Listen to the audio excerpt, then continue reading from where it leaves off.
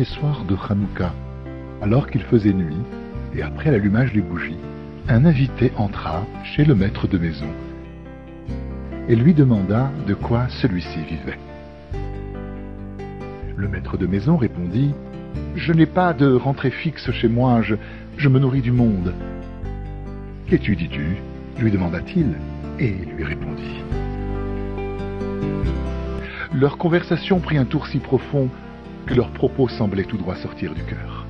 Le maître de maison commença à éprouver des languissements et souhaita ardemment savoir comment percevoir et accéder à une plus grande élévation dans la sainteté. L'invité répondit « J'étudierai avec toi ». L'hôte s'étonna et commença à douter que cet homme-là soit un être humain. Mais il recouvra ses esprits et constata qu'il s'adressait à lui comme à tout autre homme. Aussitôt, sa foi en cet homme se renforça. Il se mit à l'appeler Rabbi et lui demanda « Je vous demanderai tout d'abord de m'apprendre comment me comporter envers votre honneur. Inutile de vous dire qu'il m'arrivera de vous manquer de respect, à Dieu ne plaise. Mais puisqu'il est si difficile à l'homme de prêter attention à cela, convenablement, je souhaite que vous m'enseigniez l'attitude à adopter à votre égard. Le temps me manque à présent, je reviendrai plus tard te l'enseigner. Maintenant, il me faut partir d'ici. Là encore, il vous faut m'apprendre. Jusqu'où je dois vous accompagner? Jusqu'au-delà du seuil de la maison.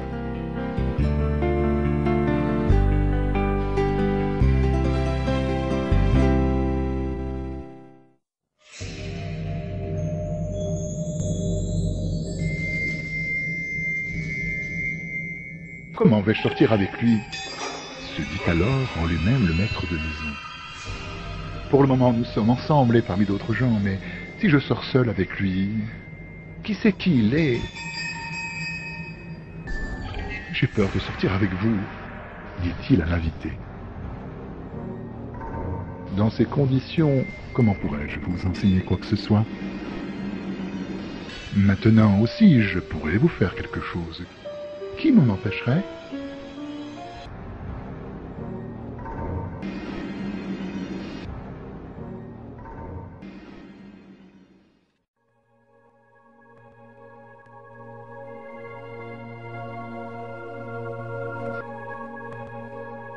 Et le maître de maison sortit en sa compagnie. Alors l'invité le saisit immédiatement et tous deux commencèrent à voler ensemble. L'homme avait froid. L'invité prit un vêtement et le lui donnant, lui disant « Prends cet habit, tu te sentiras mieux. Tu auras à manger et à boire, et tout le bien, et tu demeureras dans ta maison. » Et il s'envola avec lui.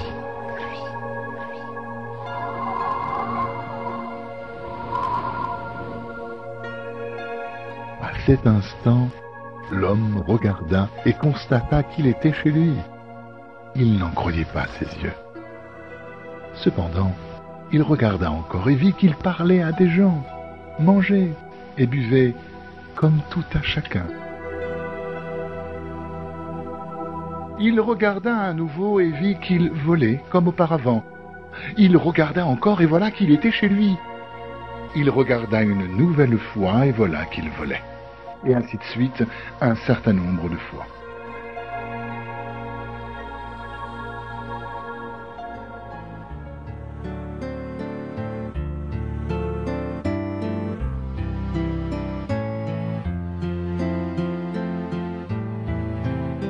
Ensuite, l'invité le déposa dans une plaine située entre deux montagnes. Là, il trouva un livre contenant des combinaisons de lettres. Aleph, Zayn, Het, Dalet.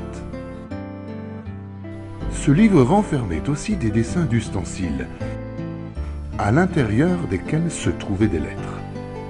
Dans ces mêmes ustensiles, Il y avait également les lettres des outils permettant de les fabriquer. Un grand désir le prit de s'adonner à l'étude de cet ouvrage. À cet instant, il regarda, et voici qu'il était chez lui. Il regarda de nouveau, et il était là-bas. Il se décida à monter sur la montagne. Peut-être y découvrait-il un lieu habité.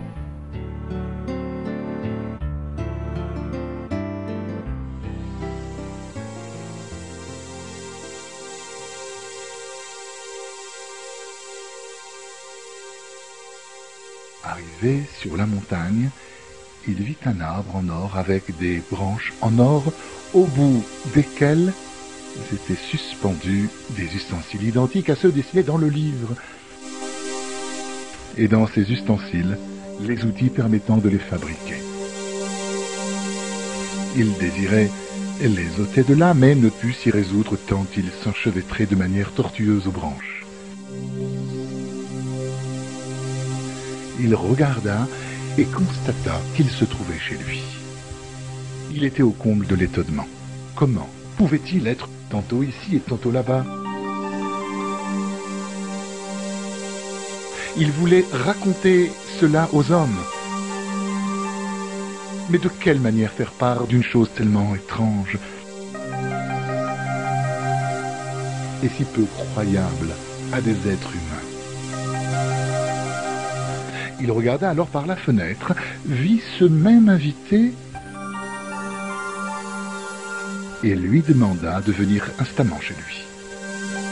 Mais ce dernier lui répondit: « Je n'ai pas le temps car je me rends chez toi. » Cette chose est si merveilleuse à mes yeux. Je me trouve ici et vous vous rendez chez moi. Lorsque tu as voulu venir avec moi et que tu m'as accompagné au-delà du seuil de ta maison, je me suis emparé d'une partie de ton âme, ta neshama. Et je l'ai revêtue d'un vêtement venant du paradis inférieur. L'autre partie de ton âme, en revanche, ton nefesh ruach, est restée chez toi. Voilà pourquoi, lorsque tu fixes ta pensée là-bas, tu es là-bas, et tu attires d'elle une illumination vers toi. Et lorsque tu reviens ici, tu es ici.